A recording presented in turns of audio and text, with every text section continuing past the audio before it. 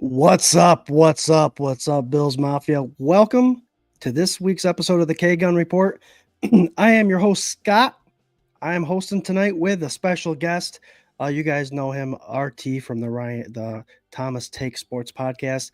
We're going to talk about who we believe, along with you guys, the fans. We want you to join in on who we believe has the most to prove in 2025. We're going to make it an hour show. We're going to talk about each position group and go from there. We definitely take the comments, guys. So as you guys usually do, let the comments come flying in. We're going to have a good show. Here's the intro. 24/7 Buff Fandemonium presents the K-Gun Report with special guest, two-time 24/7 Buff Fandemonium Fantasy Football Champion, Ryan Thomas. Let's go.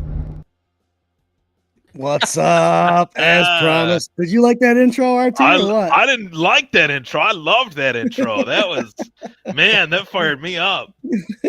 Jared sent that to me, and he goes, "You know what, guy? Don't tell RT that's coming up. Let's see if he's going to listen to the intro and pay attention." But yes, he is our two-time fantasy football champion, trying to work on his third one in 4 years, I believe it is. But again, like I promised, RT from the Thomas Take Sports podcast. RT, tell the fans you are someone that's on the show quite a bit. We love having you, but tell the new guys what you're all about. Yeah, of course. So all things Buffalo, Buffalo Bills, Buffalo Sabres, a little bit of fantasy football, of course, a little bit of hockey news coming up. The NHL draft is this Friday. I'm going to kind of recap it. It's been rough being a Buffalo Sabres fan. We know that. On the flip side, though, it's been pretty fun being a Buffalo Bills fan. So it's a real pleasure to get the chance to hop on here once again with you, Scott. And, of course, my show on the 24/7 Buffalo Fandemonium, kind of guest spot list, Sunday sessions, as well as my show Wednesdays at 8. So it's great to be a part of the Buffalo fan base and be a part of 24/7 Buffalo Fandemonium as well.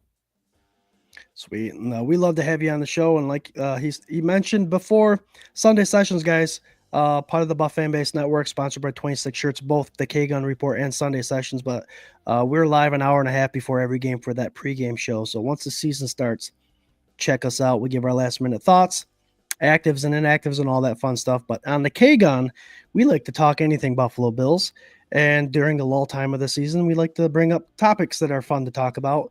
Whether you agree with us or not, it's a fan first perspective kind of show. So throw your comments out there. We'll definitely take them. And as you all know, we do bring these comments in pretty hot, starting off with Patrick Hughes. What's up, Mafia? It's great to be alive on a Tuesday. Let's go. Special thanks to Patrick. We are part of the Buff Fan Base Network, sponsored by 26 Shirts, but the system's down a little bit on their end. So Patrick is letting me use his StreamYard. So thanks a lot, Patrick, for that. Yep. Thanks for that. And I'd be remiss not to mention his podcast that him and Corey Blaine and Buffalo Spartan started a couple weeks ago, the BWO, the Buffalo World Order. They're trying to bring in their RT a little bit of wrestling and football. And you're a fan of wrestling, right? Yeah, I love it. I did what I would refer to as the real wrestling, the real stuff with the singlet. We'll call it the singlet. It's not the tights, it's the singlet with the headgear. Yeah. Muffs, I did the real wrestling, but I like the sports entertainment wrestling. John Cena's on his heel tour. It's been pretty fun. I won't lie. It's brought me back. I was telling Swank on one of the K-Guns a few months ago, actually. He said, I didn't know you were a fan of that. I was like, well, I was as a kid. Then COVID brought me back into it. So I'll have to definitely chat it up with those boys soon. I was on Pat's fantasy football show a few weeks ago, which was really fun. So a lot of really fun, stuff. And it's just good to chat it up with those guys. Oh, yeah. And I don't want to miss out. You showed me something before the show started, and it was a special item that you've had since you were a kid. You brought it up, man. I wanted you to show everybody. Look what the RT found. In his stash. This was in my mom's garage. It's a Buffalo Bills red helmet lunchbox / piggy bank. Damn. So yeah, I was stuffing quarters, pennies, nickels in this as a kid, and I was happy that I found it. So at school, right? You were the bully, weren't you, RT? You were the bully that got people's lunch money. It brought your lunch, and you had them force the money into your I was more of like the guy that would make the trades and stuff like that and There you go. work my way up, you know. There you go. There you go.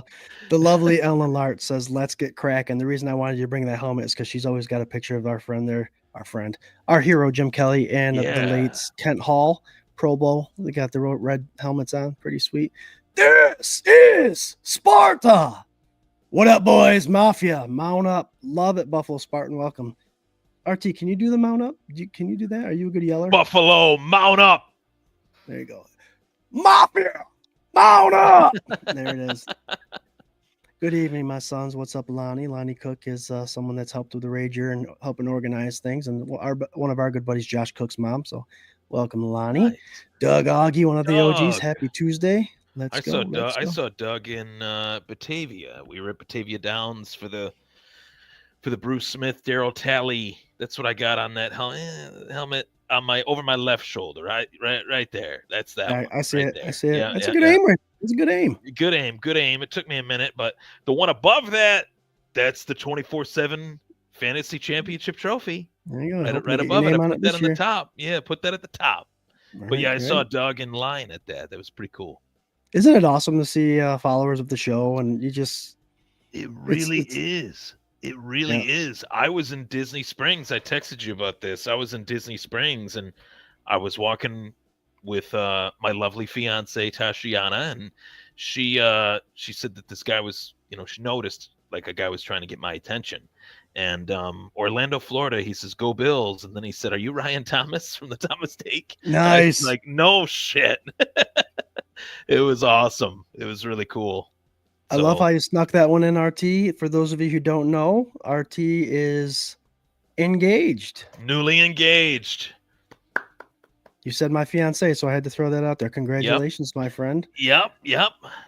Now she's stuck with me. Now she's stuck. Well, there's one more step, but there's one more step. Yeah, she's not quite there yet. So yeah, but she'll get there. We believe. Ellen Lart says most approved. James Cook because he wants money. All right, we'll get there. We'll talk about that position.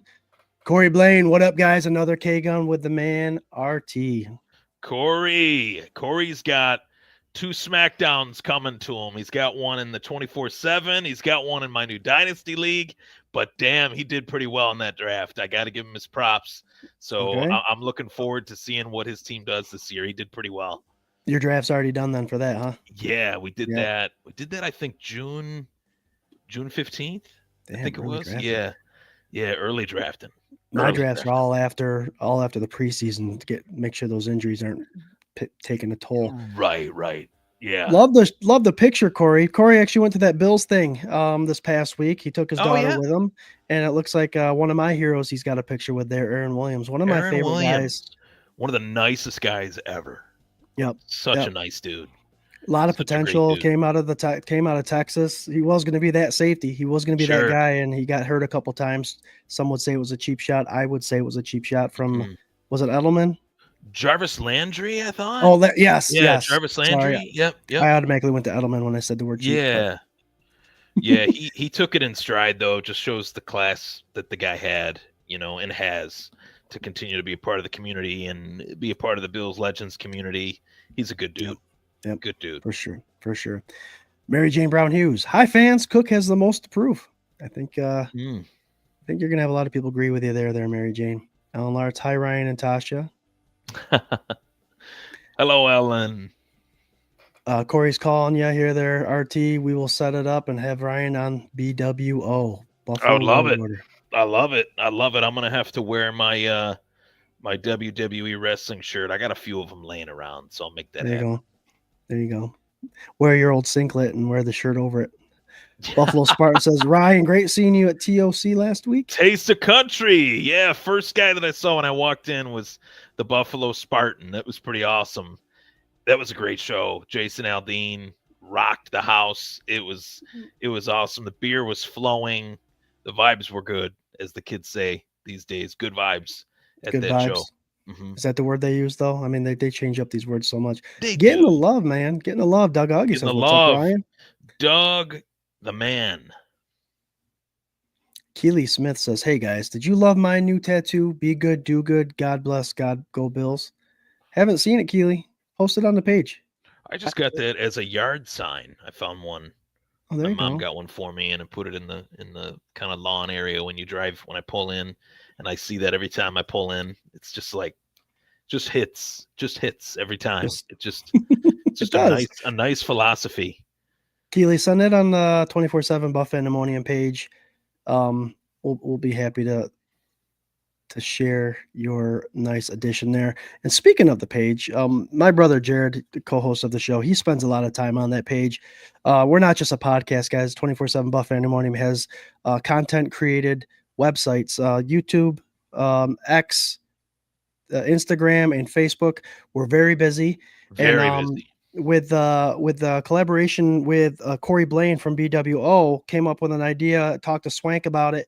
They came up with an awesome shirt idea in regards to the end of the era at this stadium. So I'm going to throw up a commercial, guys. For all you guys interested, there is a pre-order going on those websites. And after I believe 10 more days, we're going to transfer the pre-order over to our bonfire so you can purchase this. But take a look at this little commercial. 24/7 Buff Pandemonium presents a mock rock concert shirt for the ages. The Ralph's Last Ride. A tribute to Buffalo, the fans, and the wild ride that is the 2025 football season. Don't miss the ride. Grab yours before the tour is over. Hell yeah. No, the concept's awesome. It is concert season. Remember those old school rock band shows? Oh, the yeah. shirt that everybody used to wear. And then Mhm. instead of having the tour schedule on the back, Swank put the Put the Buffalo Bills schedule Bill on there. schedule. I like it. I like it a There's a- lot. And there were There's so a couple many Bills inside legendary jokes in there too. and there was a lot of legendary concerts at that stadium that I got to see recently. I saw Metallica a couple years ago, and while I was there, I thought, man, there were a lot of years where 80s, 70s, 80s they did concerts there.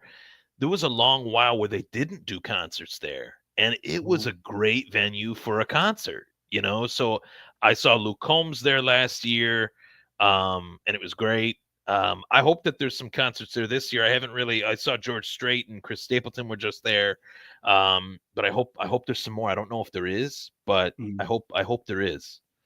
Nice. I'll have to look that up. I've heard.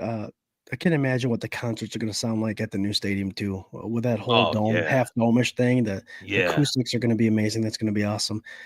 Joey Hatch, longtime listener, follower, all that good stuff, has his own website, fan site on Facebook, the 12th Man Mafia. Welcome, Nice. Joey. He's always part of the comments. Dan Sutton, good evening, everyone. Finally get to sit for a few and tune in. Finally, welcome, Dan. Good to have you here. For those of you who are just joining, we are going to give our most approved in 2025. And we're actually not just going to pick one. We're going to break down each position. Obviously, quarterback, we don't really have to talk about much, but we will bring it up. How are my Buffalo Bills brothers and sisters doing? Very good, Joey. It's actually my wife's birthday today. Oh, happy birthday to the missus. Yep. We had a lot of fun. The kids had their Sea Breeze Day from end of school. So we all went out there at the 94-degree weather and played in the water park for about 6 hours. Nice. So nice. And how do I repay on her birthday? I leave all the kids inside and come out and do a show. How do you like that? See, though, there's a balance there, though. That's healthy, you know. Yep. Very healthy. Hopefully that sun whooped the kids and they're taking a nap. Dan says, "What's up, Joey?" Doug giving you a congrats there, my friend. Thank you, Doug. Go Bills. Crackback block. Yes, I think he was referring to that block on our friend Aaron Williams there. Yeah. Jim Graham, Mad Dog 2020. What's up, Jim? Welcome. Yep. Joey Hatch says Buffalo 24/7 is everywhere. OG Alberto Rivera. What's up, Mr. Rivera? Alberto Rivera, everyone. Man, he's been around a while. Jim Graham says, you seen my shirt with MD 2020 blue with Go Bills on it? I don't think I have. Where is it, Jim? You put it on the site? Scott put me down for 2 shirt size medium. All right. Yes, Ellen, if you go to the website, we actually have a pre-order list that you click on. It's a cartel page. it gives us the pre-orders. That way, when the pre-order thing is done, we actually have the list, the address, and everything we need with your information on it. So again, it's at 24/7 Buff Pandemonium on our Facebook page. Check it out. All the information's there. Thanks, Ellen. I'm gonna leave a teaser for you guys too in the comment section, as well as to you, Scott, Swank, Corey, all the people that'll be at the Rager. Wait till you see the jersey that I am going to wear at the Rager this upcoming September. Damn. It is going to be awesome. It will blow your mind when you see the jersey that I was able to snag along the shopping online shopping route. And actually, I saw it first in person. Couldn't get it because they didn't have it in my size, but I got it online, and I can't wait to wear this baby. It's gonna be fun. Oh boy. Can I guess? No You're not guesses. gonna say yes or no, No anyways, Joe guesses. Ferguson. Anyways. Dave Serrano, what's up, Dave? Go Bills! Just found you guys. Yeah, thanks, Dave, for joining on the Awesome. YouTubes. Thanks for leaving a comment. Yeah, like I said, we're part of the Buff fan base. They're having issues with the StreamYard, so I got my buddy Patrick Hughes is going here. So I haven't been able to link up to all the pages we normally do. So if you guys tuning in right now, go ahead and share, like, tag, and all that stuff. Get us out there. We're organically grown. We're growing through the fans that watch the page, and that's how we do with things around here at 24/7 Buff Pandemonium.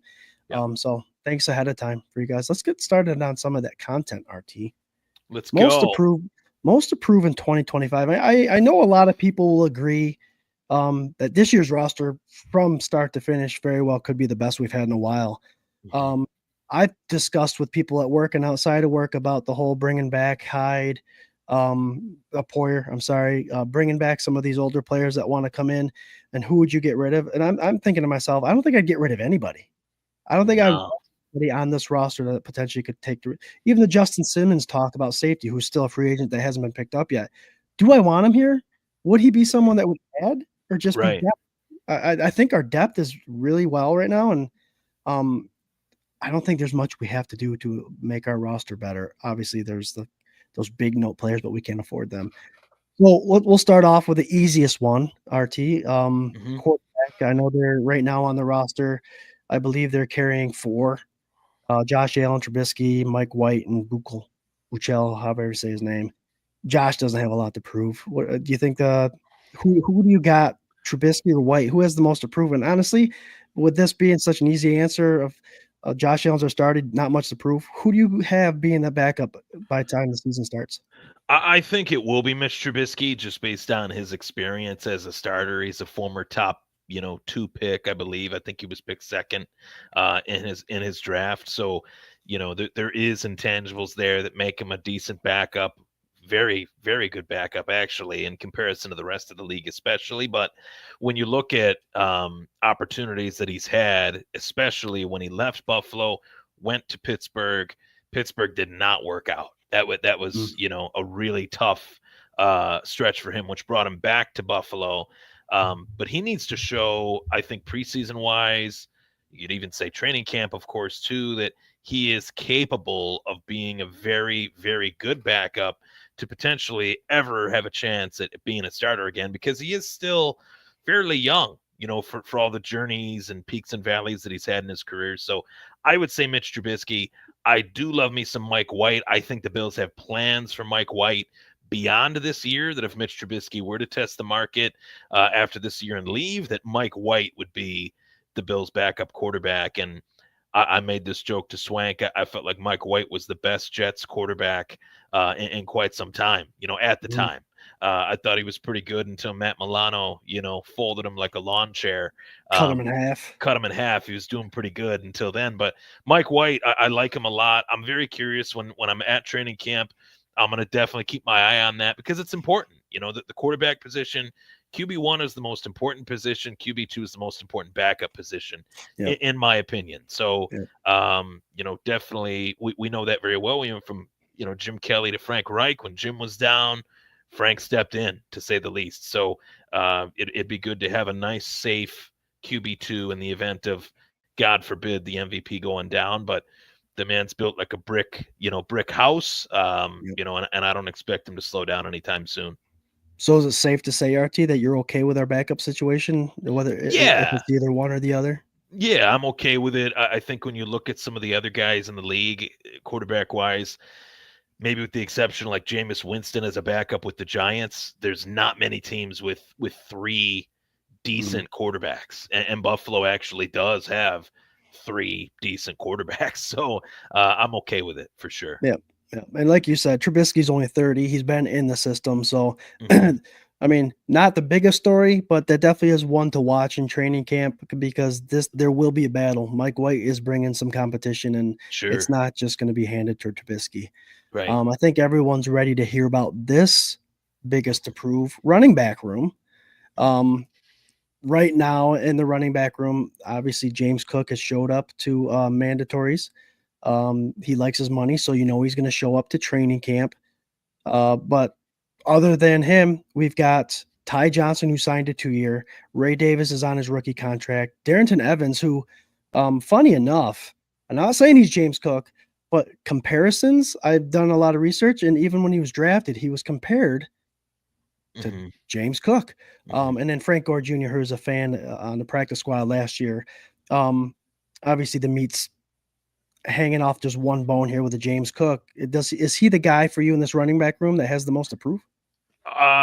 Based on the Potential? based on the actions, I'd Yeah. say that the course of action that he decided to take, even if he missed one day of mandatory minicamp, it created a headline. The social media stuff has been kind of bubbling at the surface. Seems like he's got a lot of people in his ear that aren't doing him any favors. They don't have his best interest. Whether it's his brother or his agent, whoever it may be. Um, Prove that you're worth that elite running back money and show us that you're worth that money. I mean, there's only been one truly elite of the elite year that he's had in his very short career, but the other 2 years were okay, in the rushing yards department, but in the rushing touchdowns department, a little light up until last year. He obviously tied OJ Simpson's rushing touchdowns record in a single season in Bills history, which is a huge deal. Don't get me wrong, but he's sharing a backfield with Josh Allen. He's got to show that he can be a third down running back, which as of right now he's not. Ty Johnson filled in really nicely on third down, rushing or in the passing game. And you know me, Scott, and I've talked about this guy to death. I talked about him a lot before the Bills even drafted him, but I love Ray Davis. I Mhm. absolutely love Ray Davis. I think he's everything that you would want in a solid RB2, just reliable, falls forward, does everything he's told. Maybe not as good in pass protection as Ty Johnson is, but man, he can run you over. He can stiff arm you. He can run by you. Um, there's a lot of things that he can do, and I think he's a very dynamic runner for a backup. So James Cook, hungry and willing to prove it, he's got the most to prove Right. to show the money. But also Ray Davis, I think, has something to prove too in terms of, hey, I'm here. I'm under contract. I'm happy with my money as a rookie. I can't complain about it. So I'm getting an opportunity to get paid to be in this league, and I'm going into year two. James Cook, God forbid, goes down. We saw what Ray Davis did. We saw Yep. 158 total yards from scrimmage. He had a monster day that week. So I think both guys have a chip on their shoulder for different reasons, but definitely James Cook would have the most to prove with all the hoopla of his contract demands this offseason. I'm with you, RT. I think if the contract doesn't happen with the hopes, because we all know Bean and all them, they keep an open conversation with these guys. Hmm. Um, to the point where we've heard stories about they cut a guy and say, "Hey, wait outside in the parking lot. We're figuring out a way to bring you back." So the Right. money might not be there for James Cook now, but there will be something down the line if they are interested. And I do believe if it is something where you have to wait, he is going to have to prove himself. He's the biggest one to prove to make sure that um, he gets those touchdowns and those rushing yards. I know I left this comment up, but Dan Sutton thought that that Ray Davis led the rookies of TDs. He was actually ninth overall in rookies, and fourth overall in running backs. So Bucky Irvin had 8. Um, Ray Davis, Tyron Tracy had more than he did, and I believe there was another running back, Isaac Arendo from San Francisco, that had more than him. But he was up there. That's a really good point, though. Even in that, that those other three guys ahead of Ray Davis in the touchdown department were essentially starters. Guarendo was a starter this last year because C-Mac was out.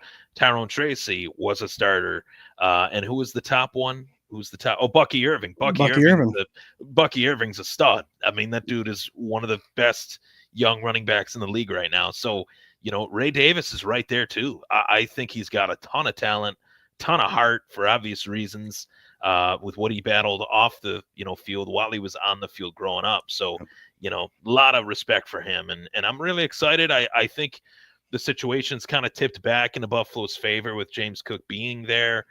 Prove your worth. This could be a monster year for James Cook. If he wants the money that he feels he deserves, he could really put up a hell of a year.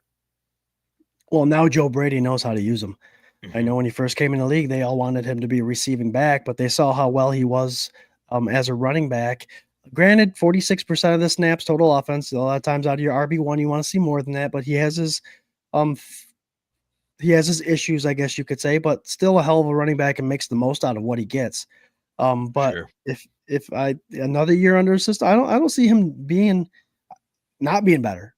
Same line, same offensive coordinator, and now they know how to use him to his strengths. I think he's in good shape. Sweet Baby Ray says Patrick Hughes. Ellen Lart says Ray Davis is living up to the 22 he wears. He sure is. All right. This one's loaded because we got a lot of new guys. The wide receiver, tight end. I'm going to combine the two because I believe there are two players out of the group that have the most to prove. But obviously I'll start with URT. Who in our receiving locker rooms, tight ends and wide receivers, do you think this year has the most to prove? This one to me is actually very, very easy. Keon Coleman and Dalton Kincaid. And it sounds crazy because those are two of their top, offensive names outside of Josh Allen, but that's exactly why I'm picking those two. Keon Coleman had what I actually think was a solid rookie year for the time that he was out there. I thought he showed signs of life. I thought he showed signs of being a Mike Evans light. I said that, to you guys on Sunday sessions. There were a lot of things that made him dynamic as far as being physical, as far as going up and getting the ball. On a top corner in the league, Reek Woolen against Seattle, he made Reek Woolen look very average at best, which was really eye-opening. Dalton Kincaid is one of the most athletic tight ends that the NFL has to offer, but he was so banged up last year, played through nagging injuries that, quite frankly, I admire the fact that he actually attempted to play through those injuries. Hindsight, he probably shouldn't have. And he maybe came back too soon from the injury that he was actually battling. So, that definitely compensated a few things. I'll go back into my memory bank and say that maybe one of the throws that was Josh Allen's worst throw in an MVP caliber season. So that very, very few and far between an MVP caliber year. Of course, more than caliber, winning the award. He kind of underthrew Dalton Kincaid, not in the playoff game, completely separate game. And Dalton Kincaid kind of got sideswiped and his leg kind of buckled. From that moment on, Dalton Kincaid was not the same player that he was prior to that. I think Dalton Kincaid's got a lot to prove in terms of staying healthy. Keon Coleman has to take that next step, the step that Dalton Kincaid actually has already taken from his rookie season, which was one of the best in Bills history. So both of these guys, I believe that if Keon Coleman and Dalton Kincaid take that next step, that could be the difference between Buffalo being in an AFC championship game or being in a Super Bowl. I think right there, those two players being the linchpins of the offense that Josh Allen can rely on, that they need to be, that they have the capability to be, that could change everything for the Buffalo Bills offense. Right. And those are the two guys I was going to pick, but I'm going to throw the guy that they just signed an extension.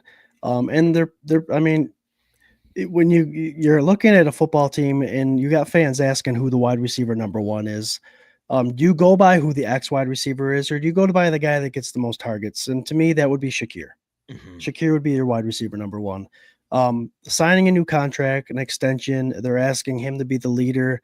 I'm not necessarily saying um, he has to perform like he did last year, but I will say that he has to now live up to being extended that he's not getting wide receiver number one money either. They're not paying wide receivers big money here at Buffalo, but he is being asked to be that guy. So Right. He's got a lot on his shoulders to be consistent, especially since you got a rookie coming in and you got those two other guys and Palmer and Moore coming in.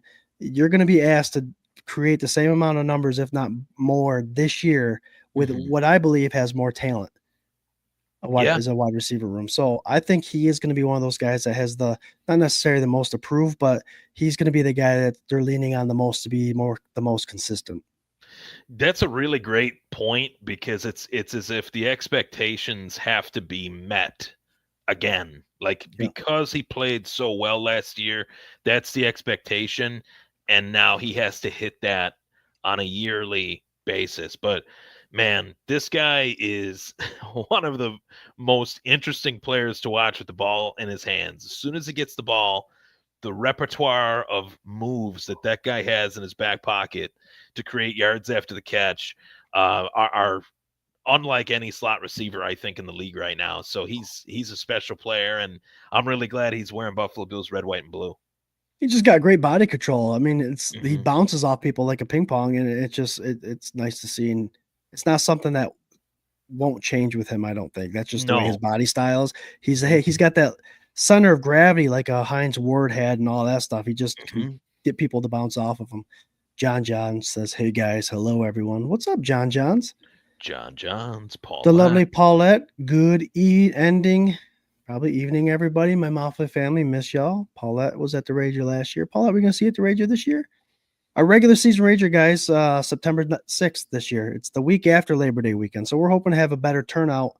I'm considering we always had it Labor Day weekend when everybody's on vacation. So that's one day before week 1, right? It's the day before Sunday Night Football. Nice. Yep. Woo. Yep. That'll be fun. Patrick Hughes says more slot plays. Jim Graham says now we see why he was a steal. Yep. 5th round out of Boise State. Oh, hell yeah. Former Boise State Bronco. Yeah. And man, it was fun watching. Honestly, Boise State wasn't one of those guys. I don't watch a lot of college football until it's like December, January when we start doing this whole draft potential frenzy thing that we do here at 24/7 Buff Pandemonium. But when he wasn't the guy on our radar, he really wasn't. And when they showed the highlights, you got excited about him because he had that knack. Me and my dad that day, which was day 3 of the draft, because he was taken in the 5th round, my dad was getting a car, and I was with him. And we were watching the TV while we were waiting for them to drop the paperwork and everything. He's like, "Oh, they took my guy, Shakir." I was like, "Your guy? You don't even know who he was until I sent you the highlight tape because I thought he was a diamond in the rough. I didn't think the Bills would even take him." And the same thing with Ray Davis. Ray Davis and Shakir were 2 players I liked. Yep. Didn't expect Buffalo to take them, and when they did, I was like, "Okay, this is cool. I like this. I like this." Guy. Yeah. My guy. Well, Dad, that's your guy, huh? My dad's like, "My guy. Buffalo took my guy." I'm like, "Oh my gosh.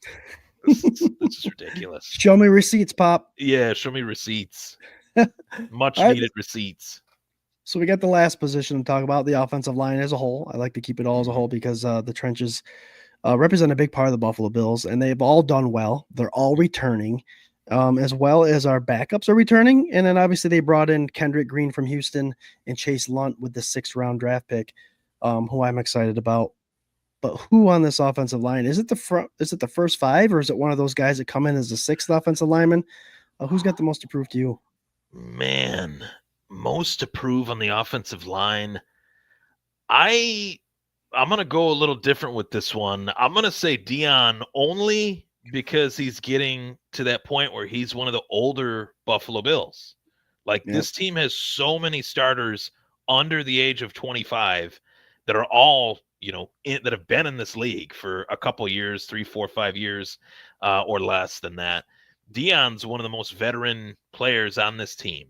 So I'm expecting him to just be consistent. Looking at the Bills' schedule, he's lining up against the best of the best defensive ends week in, week out. He's a Pro Bowler, all pro. Mm-hmm. But I think from a leadership standpoint, I've seen it this last year, these last 2 years. He's more of a vocal guy, and I want to continue to see that. So keep proving what you've proven. So it's tough for me to say that he's got more to prove, but I think it would put him on another level if he could be that vocal guy that like a Jason Kelsey was to the Eagles, on their offensive line. Yeah. I shook my head because you took my guy, but different reasons than you. Yes, I do believe it is a consistent young offensive line, but I think the whole Deion Dawkins, the old man still got it kind of mentality. Mm-hmm. I mean, he's 31 years old. Obviously, he looks as nimble as ever. But I'm putting him as the most approved because he's got the Protector of the Year award that he brought into existence now for the NFL at the end of the year. Point. So I want I mean, are they going to give the inaugural run to the guy that made the biggest push for it? Who knows? But I think he's got the most to prove because I want that man to win it. He deserves it. He's been Josh Allen's blindside guy the whole time. But I think that'd be perfect for him. And that would be awesome. Coming up with that award. Yeah, Deion, you got the most to prove now. Tell everybody why you're the Protector of the Year for our MVP quarterback. I love it. I love that. That'd be awesome. Let's see here. Patrick Hughes wants to know if there's an award for the farthest traveler for the Rager. Why? Because you're coming from Florida, Patrick. Jared wants to know Alec Anderson. Obviously, we know Alex Anderson played a big role last year in our sixth lineman coming in. Can he be more than a sixth? Jared, who do you got him bumping out if he's going to be more than the sixth? Look at all these questions. Can Osiris be better? He's been pretty locked down. It's very tough. I mean, could he get better? If he gets any better than he is, he's an all-pro offensive lineman.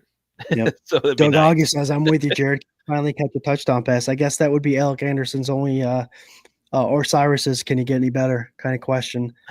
I'll tell you what, Alec Anderson, I do believe he could be a starter in the league for sure, and we have him as a sixth. Yep. RT, I'm going to extend this question to you regarding that sixth guy. The Buffalo Bills drafted Jackson Hawes this year out of Georgia Tech. No one is a guy to be blocking tight end. He mauls people. He's a big boy. But in camp, obviously 7-on-7, you don't have pads on and all that stuff. He represented himself well, made a lot of circus catches, and presented himself as a good receiving tight end in camp. Yeah. Are we going to see that sixth lineman now that Hawes is here, or are we going to have the sixth lineman and a big third? What do you think this offense is going to look like with that big boy coming in and Hawes? My first thought was when they drafted Jackson Hawes, I went back to a game where Alec Anderson had the I'm eligible, ineligible kind of snafu with the referee where he was like, I declared myself ineligible or eligible. There was a huge confusion. When they send out that sixth offensive lineman and it's an offensive lineman, it's more obvious. Whereas if they send on a sixth offensive lineman and he's got an 80 number or whatever Jackson Hawes' number is, and they put him out, like to initially block and then run a route or something like that, that could create a whole new level of a dynamic, kind of skill set that Buffalo already has with their tight ends. They let go of Quentin Morris. They draft Jackson Hawes. I think there was a reason for that. They don't make moves like that where they let a guy go that had been on the team for 4 or 5 years, even as a third string tight end, for nothing. So I think that there's going to be a little bit of a hybrid between Hawes and Anderson, depending on the situation, depending on the front seven that they're facing. And I'm all for it. I love it. Hawes, you mentioned Quentin Morris. Hawes is actually wearing Morris's number. He's number 85. Oh, wow. So, yeah, I mean, takes his spot on the depth chart, I think, and takes his number too. Yep, and creates that position that they've been looking for a while. Yeah. Patrick Hughes, my question is, when is Jared's holdout end? Jared's actually little man made the All-Star baseball team in Penn Yan, so that's where he was today. Good for him. Kiddos have basketball camp next week. Still waiting on times for this. Hoping Tuesday night isn't on the list. That is one thing. I won't knock Penn Yan too bad. I'm a Mid-Lakes boy. That's a rival of ours, but they seem to wait last minute to tell people when their schedule is, which is kind of. Can VPG unseat McGovern? Well, that's what they they brought him in to be a potential starter, but then they shifted, right? Because they had Morris at center, McGovern was at guard. Morris retires, McGovern moves from guard to center. I Mhm. think that's McGovern's spot, and unless something crazy happens, I think that's McGovern's spot. I think VPG, solid, depth piece, swing guard center. You know what I mean? Yep. I'd rather have him as that because he can Yep. do it. You know, For sure. I think the way that the cookies crumbled and people were able to move and adjust, I think the Bills' offensive line is great, and I agree with you, RT. But that's a great question, Doug. We it got is. this guy. We got this guy said to be the steal of the draft 2 years ago. With Yes, and when considering the offensive lineman came from Georgia, an awesome anchor, has done nothing but play center. That's always a possibility, but he will be there, and I think he'll be able to handle his shit if anything were to happen to McGovern. when Brandon Bean had that moment with Jeremy White on WGR2, one of the first things he mentioned was, "You have Josh Allen, you have to have depth to protect him." Mhm. That is something that gets so lost on the reality of the NFL as we know it today. Like within fan bases, they're so focused on firepower and skill positions. When you look at the Super Bowl champion Eagles, it's a copycat league. It always has been. It always will be. Eagles come out with a solid offensive line, solid defensive line. Nobody can tell me Buffalo's not trying to replicate that, especially with how Philly laid the smackdown on the Chiefs in that Super Bowl. So I love it. I think they got one of the best offensive lines in the game right now. Yep, and to go off what you're saying, they're tried to draft the best defensive line they Yep. could to Yep. get punches. They're locking in on, and I'm a fan of it, and that's a good transition there, RT. Yep. We talked about our offense. We're set. I do believe we're set. We have the depth. We have all that good stuff. There are players that have a lot to prove, but that's contract based, I believe, and very excited for this offense. It's a consistent offense that wasn't figured out that is coming back next year. Defense. 2025, we'll start right with the trenches, RT, since we offensive line. We'll go D line now. And I'm including edge rushers, so that's the gamut there, the interior defensive line and edge rushers. Brought in quite a handful of rookies. TJ Sanders. What did we get there? Landon Jackson, Mm-hmm. big Deion Walker. Mm-hmm. They invested a lot of draft capital in our defensive line, bringing in Joey Bosa and Hoyt and all them. Who is your guy? Obviously, I'm repeating the question. The biggest to prove in 2025. I think TJ Sanders. And I'm going to say it because, yes, they did trade up to get him. Very well accomplished player in college. That does not always translate to pro success, especially when we look at, and I hate to use a guy that's on our team that I love. So I want to preface what I say by saying that. But Ed Oliver was looked at as, his game kind of looked at as possibly like a smaller version of Aaron Donald coming out of college. That is a really high praise to fill for a young rookie. TJ Sanders, they're talking about him being, a havoc-wreaking defensive tackle in this league for the next 10 years. He hasn't even played it down yet. So those expectations, those phrases like blue chip and, combine freak and all those things that they say about him, he's got to live up to that. He's got to live up to that against men in the National Football League, not, juniors and sophomores and seniors or freshmen in college. So it's just a different speed, a different level. I do think he's got the most to prove because he looks at it from a perspective. I'm here to play day one. So day one of training camp, that's a guy that my eyes are going to be on. I want to see how rare of a specimen he actually is.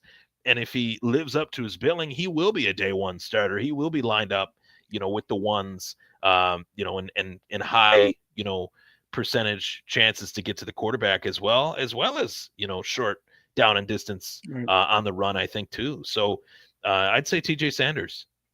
I agree with you. TJ Sanders does have to sign his contract. Patrick Hughes asked the question, has he signed yet?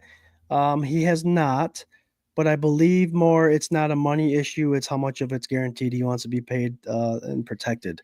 So he hasn't signed yet. I don't think it's going to be much of an issue, but I agree with you, RT. They did part of the conversation with the contract is you invested some draft picks in me. But the player agreement has established amount of money that's paid for each draft pick and where they picked. So these kids that want to try negotiating, yeah, the Bills have traded a couple draft capital to come up and pick you up. They will be paying you pick 41 pay. That's how it works. But I think a lot of it, like I said, has to do with the guaranteed money. He wants more of it. Going off that, and I know this is a stretch. But we've been waiting for Ed Oliver to have like a blowout season. Not game here, not game there. We're looking for consistencies. And I think with what the Buffalo Bills did in bringing in Ogunjobi, who was obviously got that 6 weeks, in bringing in TJ Sanders, the rookie Deion Walker, Joey Bosa on the other side, I think they've done enough now to where Ed Oliver needs to be able to have a consistent, I'm not saying all 17 games, but just a monger out there in the middle of the field. He's got the talent around him now. He needs to prove his worth. I'm not saying he has the most to prove, but I'm saying he has a lot. I do agree. Like I said, Sanders does have the most, but I'm just being devil's advocate here. I'm also going out Joey Bosa. He's got that Achilles strain, I think it is, a calf strain, which is okay. He let him sit out. But he only signed a 1-year contract. So all of these kids, he's a man that's trying to search for that next contract. He's only going to get one more big one. So it's most to prove for himself. I think in 2025 would be the Joey Bosa era here that we have in Buffalo. He's going to work his ass off, guys. There's a lot of incentives. He's going to do what he can. He came to Buffalo to win a Super Bowl, but he also came to Buffalo to get that one last contract. And with these defensive ends making all this money, I think he's someone that will come latter half of the season. He will be someone that's definitely working hard and proving that he has the most to prove to himself to make sure he gets that big contract next year. This sounds a little harsh. I've had a running joke with my buddy Eric. He's probably tuning into this show. He's a big supporter of mine, great friend, longtime pal. I am setting the bar so low for Joey Bosa as if I don't expect anything. Like that's my mentality because he has been so injury prone over the course of the last couple years. He's been hurt even in preparation for this upcoming season. They've kind of dialed down the severity of it, but it came out that he was hurt and that he wasn't practicing, which is still not a good sign to start this whole process of getting in shape, getting prepared, learning the defense, things like that.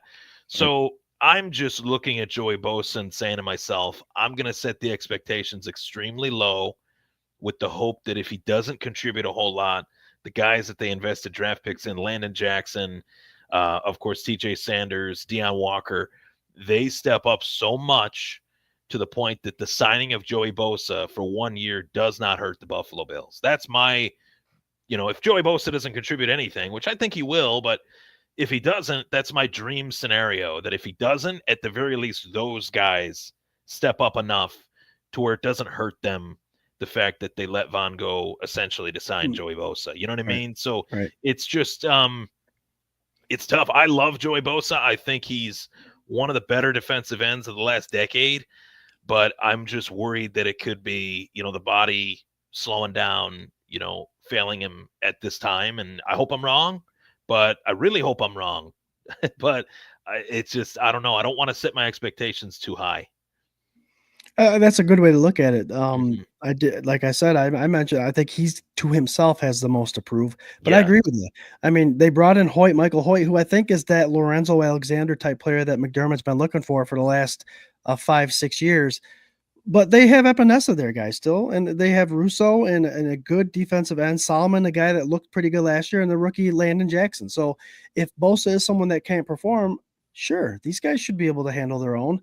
Now, if he is a guy that is an old Joey Bosa style when he played at Ohio State in his first couple of years with the Chargers and that 4-3 defense, this is a Joey Bosa that looked really well in the 4-3 defense. If he can exceed expectations, I think most Bills fans will take that. Don't you, RT? They'll take that. I think they'll take that in stride. I think that, and even if he's just like, to your point, like even if he's just like a undercut, like situational guy, which was what Von was last year, let's be honest, and he's that keeps him healthy enough. The idea is that he's in that rotation to stay healthy, and to let the young guys do the grunt work so that he can be fresh on third down and just head hunt, for the Yep. quarterback. So I hope that happens. If that happens, he could have a much better year than Vaughn, because I think if Joey Bosa does stay healthy, athletically, he's far ahead of where Vaughn was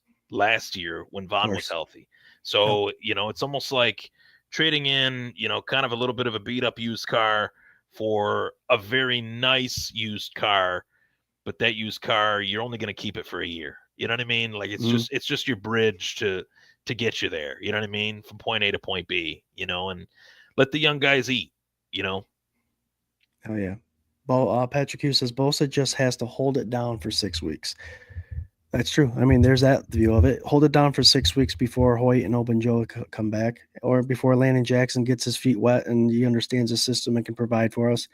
Jared says Bosa greater than Miller. Okay, Jerry, going off what RT says. Very nice, very nice. The most interesting room to me on the defense, obviously, we have rookies both in front seven, in the front four, and in the backfield. But this linebacker situation we're in, Milano takes a year off his contract. This is his final year. Bernard changes his number to number 8 and signs an extension.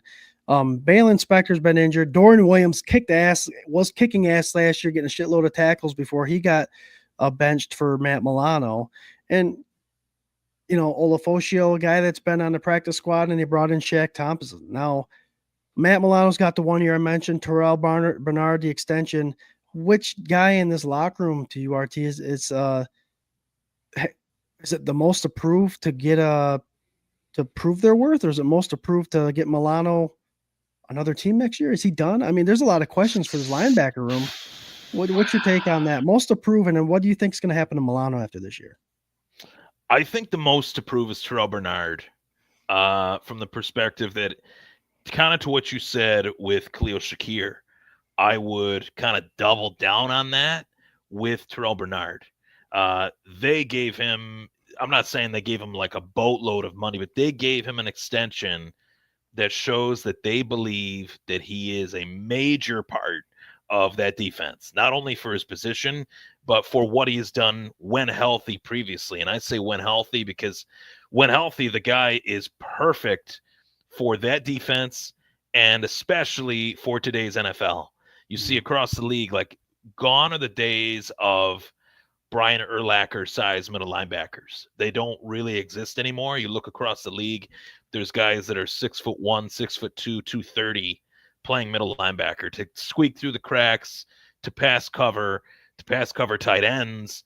They're almost like a glorified safety with a little bit more thump, at that middle linebacker position. Terrell Bernard's one of those guys. And I think he's one of the best versions of one of those guys.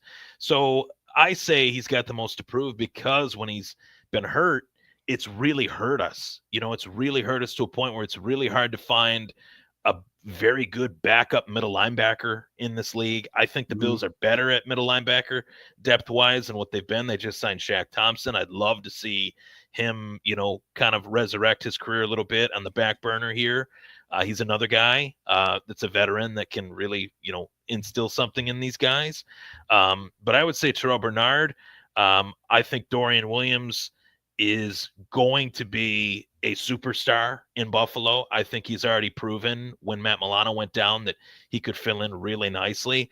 I think this is Matt Milano's last year as a Buffalo Bill. That's just me talking. I got no, sources on that or anything like that.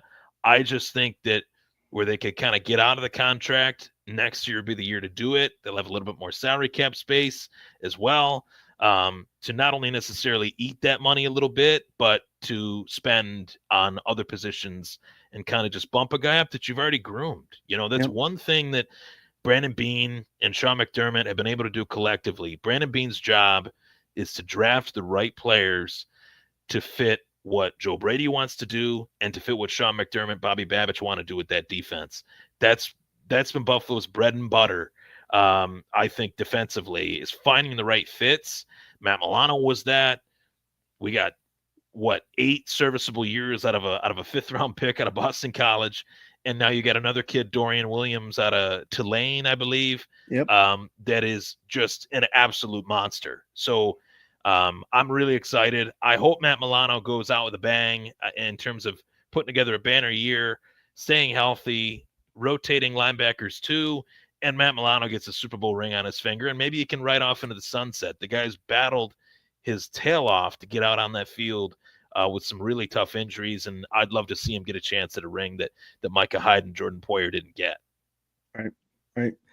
I agree. Bernard, I just looked it up. He's the 12th paid linebacker in the league after his new league extension. So, I mean, the Bills, as far as I'm concerned, Bernard's the year he came in and started his first year, I believe he was an all-pro linebacker. He played at that caliber. He had similar numbers to Matt Milano the previous year, and he's just done nothing but consistently play good linebacker football. And to be 12th right now after signing an extension, he'll be there a little while, and the Bills stole him. I do one. The biggest to prove for me, I'm going to go with Dorian Williams here. Only because I'm speculating in pure speculation and fan first perspective, guys, with Matt Milano taking a year off his contract to have his final year as a Buffalo Bill, I would not be surprised. I'm not saying he will. I will not be surprised if Dorian Williams will be fighting for a starting position by week 1. I'm just throwing that out there. Fighting for it, over Milano. Yeah. With all that Milano's done with the injury he sustained, he was even questionable coming back.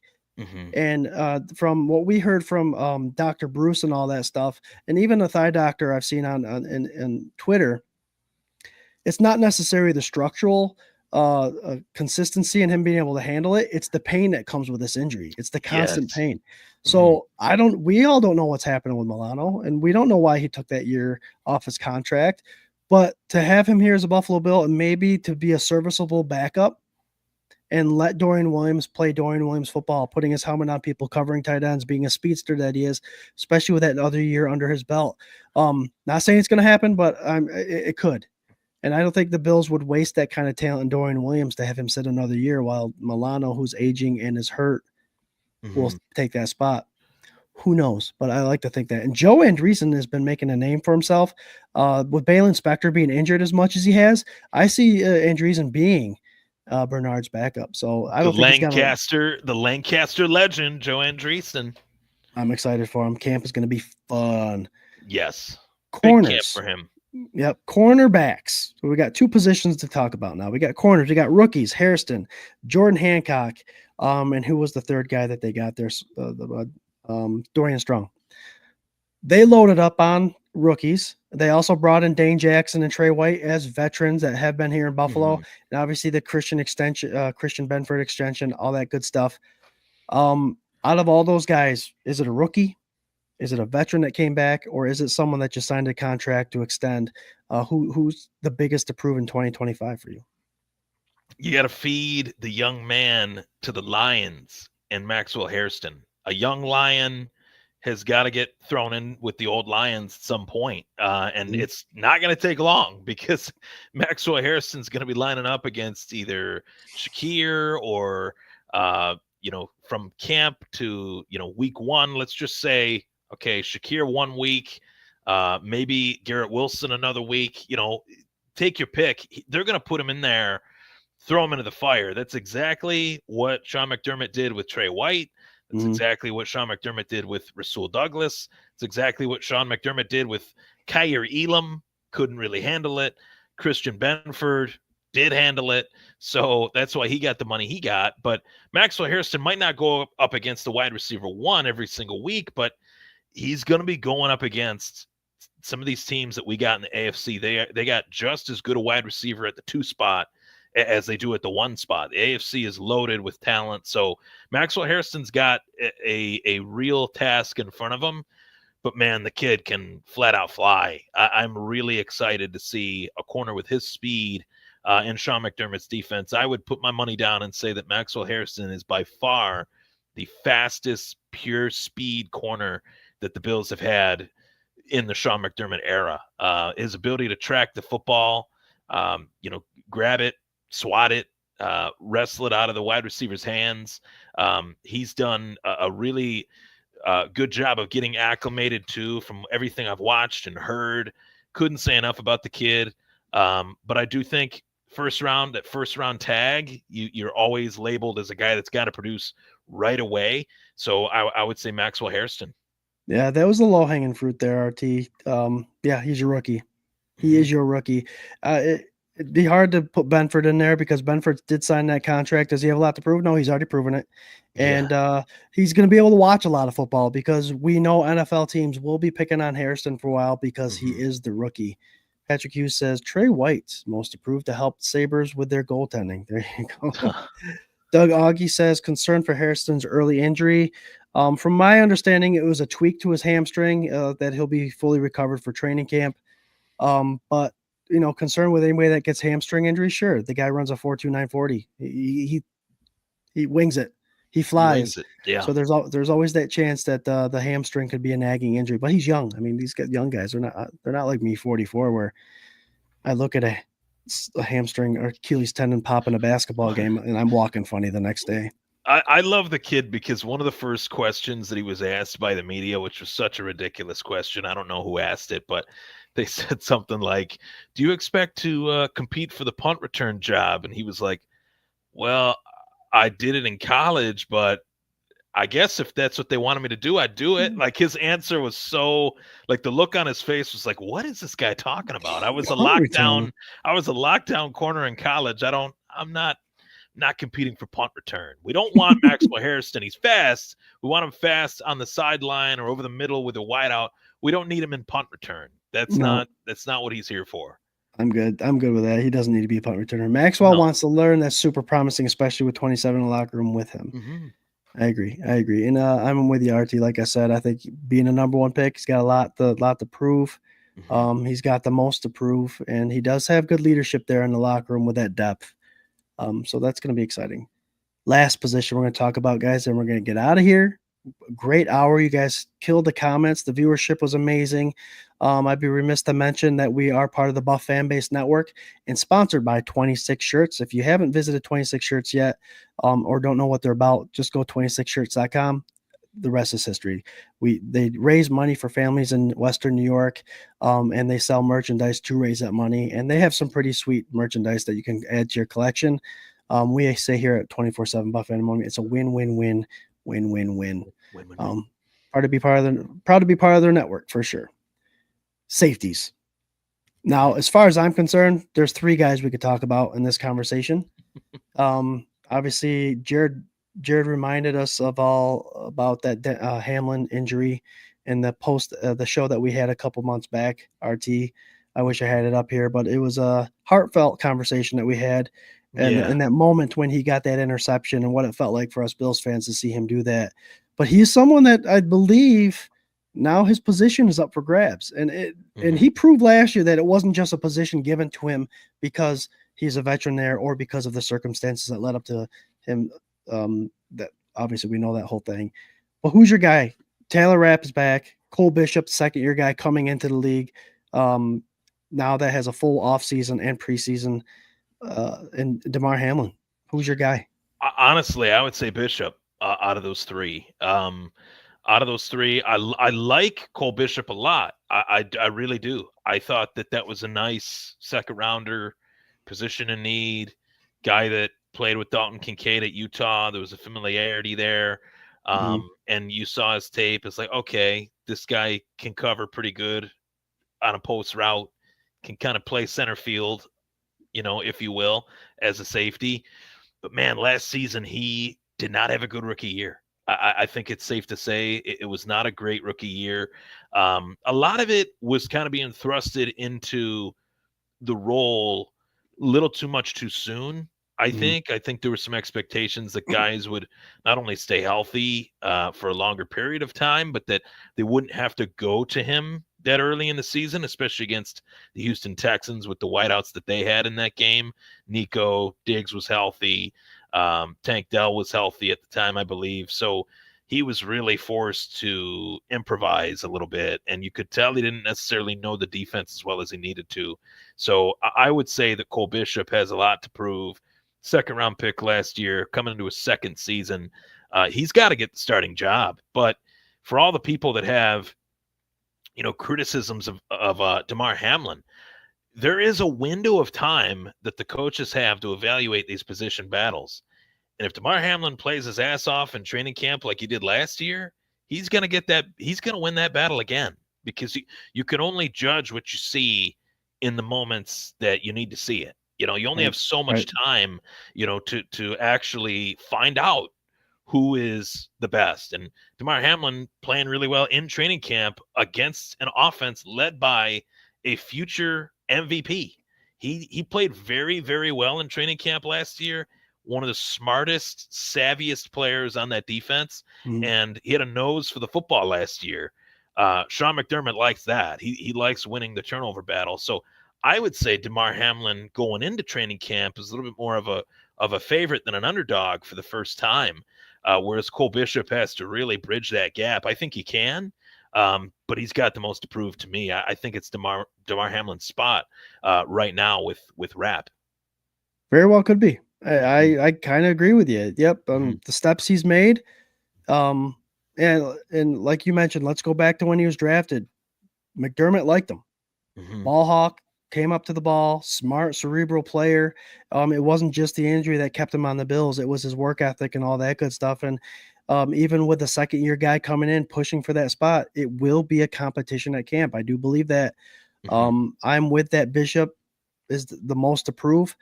Hey, he was drafted in the second round. He's got to be a starter in the league now. And it is either him's or Hamlin's, and he's got a couple steps. He's got to outperform Hamlin because it is Hamlin's spot. So if they're dead even, it's going to be that situation where Hamlin might be starting week 1. I would say it's probably the number one position battle in training camp. I think it's that important to their team and to their defense, especially, at that position. So I would say it's the number one battle going into training camp: Cole Bishop versus Damar Hamlin. Well, it is one of the biggest spots in this defense. McDermott plays that 2 safety deep, and if you're not covering that deep half, we've seen it against the Texans, like you said, you're in trouble. So that's one of the biggest things with what the Bills do underneath in an umbrella defense. You can't let anybody over the top. Some Cole Bishop love, like Coleman has to take the next step, says Patrick Hughes. Jared likes to mention he was 3rd in tackles last year. Just saying. He had a great year last year. What's up, Robbie? Hi, Scott. What's up, Robbie? What's up, Robbie? Bishop also wasn't 100% healthy last year. True statement. True. Hamlin strong. Doug says Hamlin needs to spend time learning to take better angles. Yep. I mean, that is a knock. So you're going to take Hamlin's angles or Bishop's lack of cover too? And that's the thing. Hopefully they both worked on that. One guy has ability to hit very well, like cleanly. One guy I think is a smart player in Cole Bishop. That's what I'm referring to there. The other guy knows the defense really well, has a nose for the ball, but Damar Hamlin is not fast. He's not slow. He's not slow, but he's not fast. We'll just put it that way, especially in like certain angled routes, to Doug's point, where he can get turned inside out a little bit. So that's definitely an area that, if you could take both of them and put them together, it'd be one hell of a player, but that's not the way football works. Right. As we know. Doug Augie brings up Derek Forrest, commander safety that they brought in, who's a good player. But like we mentioned with Hamlin, Rapp, Bishop, and the Bills did draft Jordan Hancock out of Ohio State. That could be that safety. So that'll really be another underrated pick. There's a couple positions that battles coming up. Starting position, Bishop versus Hamlin.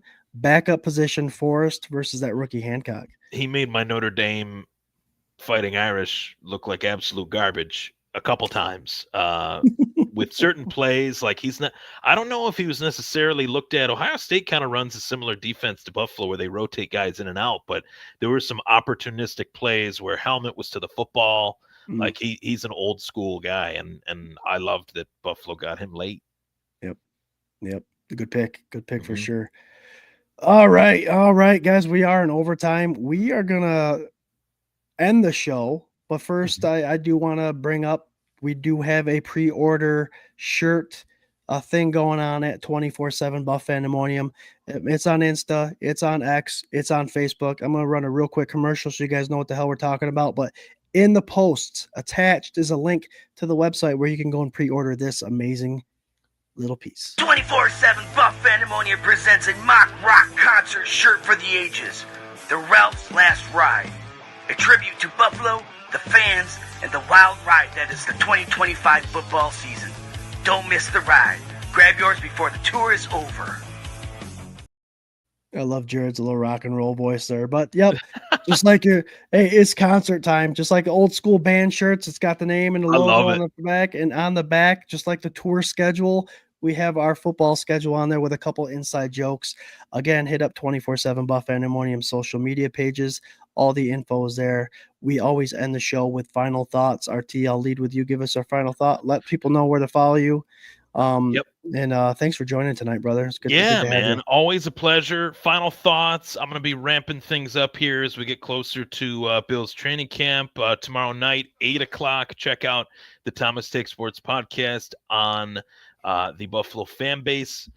Fingers crossed, all the technical difficulties. If those are not fixed, check me out on YouTube. Thomas Take Sports Podcast. I'll be on to discuss a lot of things, Buffalo Bills, a little bit of fantasy football as well. So stay tuned. And, of course, find me on X at Ryan Thomas Take, Instagram as well. All right, beautiful, beautiful. Yes, K-Gun Report every Tuesday, 8:30. Join us. Fan First Perspective show, guys. We love the comments coming in. We get you guys involved, and we have a fun-ass time, as always. The crew will be back next week. Swank has his open mic on the last Tuesday of every month, so he's doing that. And Jared obviously had some all-star baseball to tend to. But my final thought, I'm going to leave you at this. The world's a crazy place right now. And all we can tell you is enjoy the freedoms we have here. We have all the holidays to celebrate the veterans that have passed and dedicated their lives. We have all the holidays that represent and celebrate the veterans that are still alive and with us today. And if it wasn't for them, we would not be able to do all that we do now and have a fan first perspective, anything in all aspects of life. So a special shout out to our military. Thanks for doing what you're doing. Life is not easy for you guys, especially this time, and just love one another, guys. You can't go wrong doing that. With that being said, love it. Hey, give us a go Bills, my friend. Freedom is not free. Go Bills. Go Bills.